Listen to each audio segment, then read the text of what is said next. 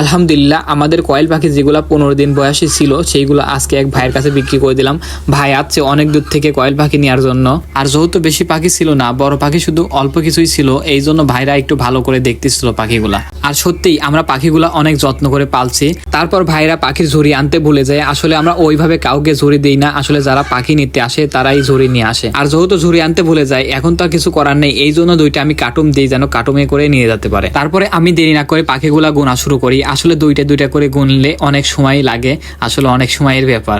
তারপর আমি সুন্দর করে আস্তে আস্তে করে গুনে গুনে কার্টুনের মধ্যে ভরে দিই। আর ইনশাল্লাহ আমাদের কাছে শুধু কয়েল পাখি না, কিছুদিনের মধ্যে আমাদের কাছে সব ধরনের কিন্তু পাখি পেয়ে যাবেন। তো সবাই দোয়া করবেন আমরা যেন ভালোভাবে এই কাজটা সম্পূর্ণ করতে পারি। বাইরে নিয়ে আসার পর তারপর কার্টুন দুইটা আসলে বেঁধে দিতে হবে, না হলে রাস্তায় কোনো প্রবলেম হতে পারে। এই জন্য আমরা রুম থেকে একটা দড়ি এনে দিলাম। তারপরে কার্টুন দুইটা শক্ত করে বেঁধে ফেললাম যাতে রাস্তায় কোনো প্রবলেম না হয়, যেহেতু বাইকে করে যাবে তাইলে কোনো সমস্যা না হতে পারে রাস্তায়, এই জন্য। তারপর আমরা রুমে এসে টাকাগুলো ভাই থেকে বুঝে নিলাম। আসলে ভাই কিন্তু বিদেশ থেকে এসে এরকম কয়েল পাখির খামার নিচ্ছে, তাই আপনারা বসে না থেকে কিন্তু যে কোনো উদ্যোগ নিতে পারেন। তারপরে কার্টুনগুলো নিয়ে আমরা ভাইকে একটু রাস্তার দিকে আগাই দিয়ে আসলাম যাতে সুন্দরভাবে নিয়ে যেতে পারে।